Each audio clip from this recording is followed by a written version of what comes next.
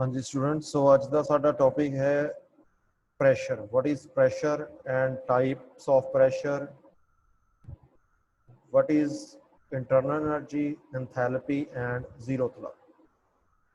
So pressure बारे ਅਸੀਂ already last lecture ਦੇ ਵਿੱਚ स्टडी ਕੀਤਾ ਸੀ। So what is pressure? It is defined as the normal force exerted by a system against a unit area of the surface. So pressure in simple is equal to force per unit area. तो किसी particular place से आप कितनी force लगा रहे हैं उस particular place का area, that is pressure. The SI unit of pressure is newton per metre square और बार एंड पास्कल। तो 1 bar is equal to 1 × 10⁵ newton per meter square, and also another unit of pressure is Pascal. The value of 1 Pascal is equal to 1 Newton per meter square, and 1 atmospheric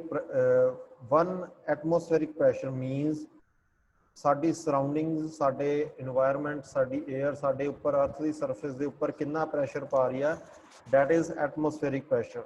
so the value of atmospheric pressure is 1.01325 बार, और असी कह सकते हैं 1 बार approximately. सो चार तरह का pressure होंगे है, टाइप्स ऑफ प्रैशर चार तरह दियां: atmospheric pressure, absolute pressure, gauge pressure and fourth is vacuum pressure. So what is atmospheric pressure? It is pressure exerted by the air on the surface of earth. The standard value of this pressure is 1.01325 bar, or you can say 1 bar. So sari surroundings, environment and साडे ऊपर जिन्नी भी air आ वो अर्थ की surface से जो pressure पा रही है, that is atmospheric pressure. So अगर आप कोई भी किसी equipment की reading लेनी है अर्थ के ऊपर, ठीक है, सो आप अर्थ के जो एटमोसफेरिक प्रैशर आ उन्होंने एज ए जीरो कंसीडर करते हैं, उन्होंने बेस कंसीडर करते हैं।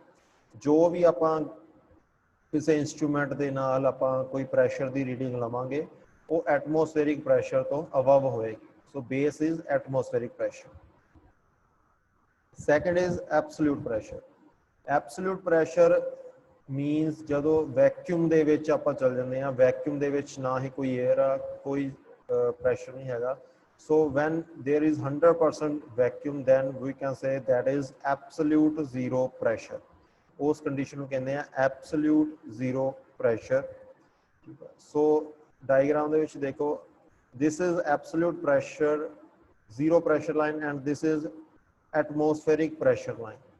So अगर कोई equipment किसी सिस्टम की आप pressure की value measure करनी है, सो उन्होंने अगर आप इस पॉइंट तो मेजर करते हैं, एब्सोल्यूट जीरो प्रैशर की लाइन तो मेजर करते हैं, that would be absolute pressure value.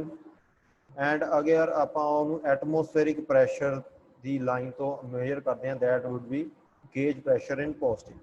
सो कोई भी अगर गेज आप यूज़ कर रहे हैं, ठीक है, सो वो अर्थ के उपर आ, तो अर्थ के उपर वो गेज का जो मिनीमम वैल्यू प्रैशर होएगी, मिनीमम वैल्यू होएगी ऑलवेज एटमोसफेरिक प्रैशर की वैल्यू होएगी, दैट इज़ 1 बार। सो आप कोई भी होर प्रैशर मेजर करांगे वो उस प्रैशर तो अबव वैल्यू होएगी, ठीक है। सो लास्ट लैक्चर दे विच तुहानू ऑलरेडी ये सारा कुछ समझाता गया है। What is vacuum pressure? Vacuum pressure वो प्रैशर आ जो एटमोसफेरिक प्रैशर तो नीचे कोई वैक्यूम दे विच चीज़ पई है, ठीक है। अगर आप नीचे नू कोई वैल्यू मेजर करते हैं एटमोसफेरिक प्रैशर तो वैल्यू तो नीचे कोई वैल्यू हैगी है, that would be gauge pressure in negative, or we can say vacuum pressure. So ये सीगा types of pressure. So आज का जो सारा next topic है, that is internal energy.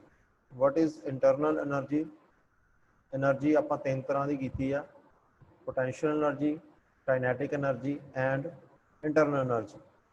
Potential energy and kinetic energy आप already lecture दे विच कर चुके हैं। So third type सीगी stored energy दी। ये सारियां stored energy दी टाइप्स आ। थर्ड है internal energy. So what is internal energy? It is the energy stored in a body or a system due to its molecular arrangement and motion of molecules. This energy is used for raising the temperature of gas and called internal energy of the gas. So एक इस तरह की energy आ जो system the which stored हैगी आ। सो ਆਪਾਂ energy ਦੀਆਂ types ਕੀਤੀਆਂ ਸੀਗੀਆਂ। एनर्जी तीन तरह ਦੀ दो तरह टाइप्स ਕੀਤੀਆਂ ਸੀ। Stored energy and stored energy ਦੀਆਂ ਜਿਹੜੀਆਂ टाइप्स हैगियां that is potential energy, kinetic energy and internal energy. So किसी भी सिस्टम ਦੇ ਵਿੱਚ ਜਿਹੜੀ ਉਹਦੇ अंदर एनर्जी स्टोर्ड हैगी आ due to its molecular arrangement and motion of molecules. Molecular arrangement and motion of molecules का की मीनिंग है। अगर कोई गैस की एग्जांपल लेने आप तो एक गैस अगर नॉर्मल टैंपरेचर दे विच एक सिस्टम दे विच क्लोज आ, ठीक है। सो ਉਹਦੇ ਵਿੱਚ ਜਿਹੜੇ ਮੋਲੀਕਿਊਲਸ ਆ ਗੈਸ ਦੇ ਉਹ ਆਪਸ ਦੇ ਵਿੱਚ ਇੱਕ ਮੋਲੀਕੂਲਰ ਅਰੇਂਜਮੈਂਟ ਦੇ ਵਿੱਚ ਮੋਸ਼ਨ ਦੇ ਵਿੱਚ ਹੋਣਗੇ, ਠੀਕ ਹੈ। ਆਪਸ ਦੇ ਵਿੱਚ ਸਾਰੇ ਮੋਲੀਕਿਊਲਸ ਇੱਕ ਮੋਸ਼ਨ ਦੇ ਵਿੱਚ ਹੋਣਗੇ, ਵਾਈਬ੍ਰੇਸ਼ਨ ਦੇ ਵਿੱਚ ਹੋਣਗੇ। ਸੋ ਜਿਸ ਤਰ੍ਹਾਂ ਆਪਾਂ उस सिस्टम के उस गैस को हीट प्रोवाइड करते हैं सो जो मोशन एंड वाइब्रेशनस आ वो इनक्रीज हो जाएगी molecules.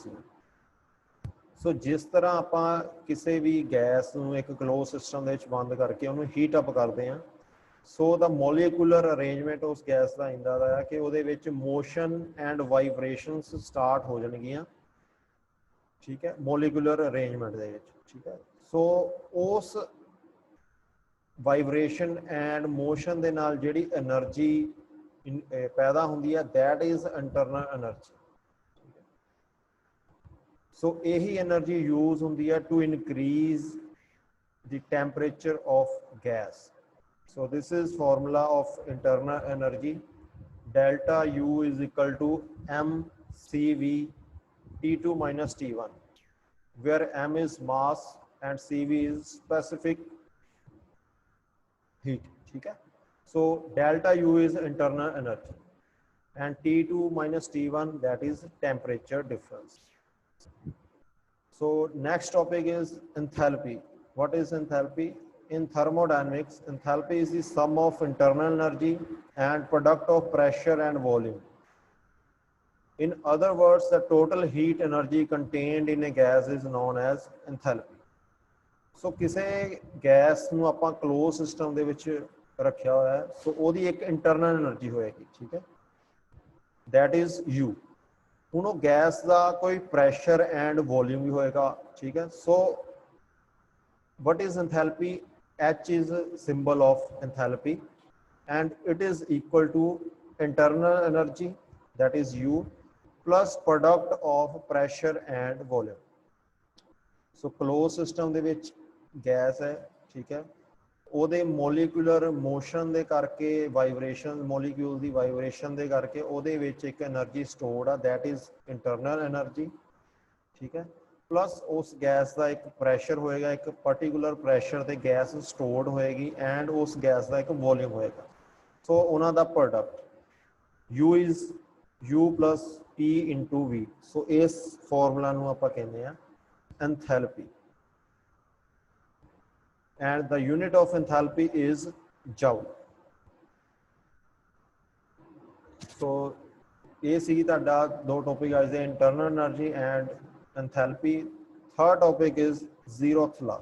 the last topic of first chapter is zeroth law।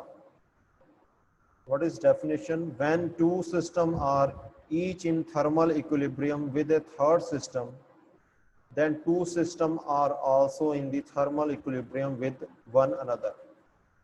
so thermal equilibrium की हुंदा है जदों कोई दो सिस्टम का टैंपरेचर आ जिहड़ा वो सेम लैवल ते होवे, दोनों की वैल्यू टैंपरेचर की सेम होवे, उहनूं आपां कहंदे आ थर्मल इक्विलिब्रियम। सो इस सिस्टम दे विच तुसीं देख सकदे हो system A and system B and system C, तीन सिस्टम्स ने। सो अगर सिस्टम A सिस्टम C ਦੇ ਨਾਲ थर्मल इक्विलिब्रियम ਦੇ ਵਿੱਚ ਆ, ठीक है, आ दो बॉडी आपस ਦੇ ਵਿੱਚ थर्मल इक्विलिब्रियम ਦੇ ਵਿੱਚ ਆ, यानी कि जो बॉडी C हैगी आ ਉਹਦਾ temperature and A the temperature same ਆ एंड इसी तरह ਜਿਹੜੀ बॉडी B है ਇਹਦਾ temperature and C the temperature same ਆ। सो ਜਿਹੜੇ ਆਹ ਦੋਨੋਂ सिस्टम ਆ system A and system B ਇਹ आपस ਦੇ ਵਿੱਚ ਵੀ थर्मल इक्विलिब्रियम ਦੇ ਵਿੱਚ ਹੋਣਗੇ, ठीक है। A and C are in thermal equilibrium B and C also are in thermal equilibrium, then A and B are also in thermal equilibrium। ठीक है, सो ये सीगा ਤੁਹਾਡਾ ਲਾਸਟ ਟੌਪਿਕ 0th ਦਾ। ਸੋ फर्स्ट चैप्टर ਤੁਹਾਡਾ ਕੰਪਲੀਟ ਹੋ ਗਿਆ। ਇਹਦੇ important question for your exam point of view and assignment question ਤੁਹਾਨੂੰ ਨੈਕਸਟ ਲੈਕਚਰ ਦੇ ਵਿੱਚ ਮਿਲ ਜਾਣਗੇ। ਸੋ ਇਹਨੂੰ ਸਾਰਿਆਂ ਨੂੰ ਸਟੱਡੀ ਕਰ ਲੈਣਾ ਹੈ ਚੰਗੀ ਤਰ੍ਹਾਂ। Thank you.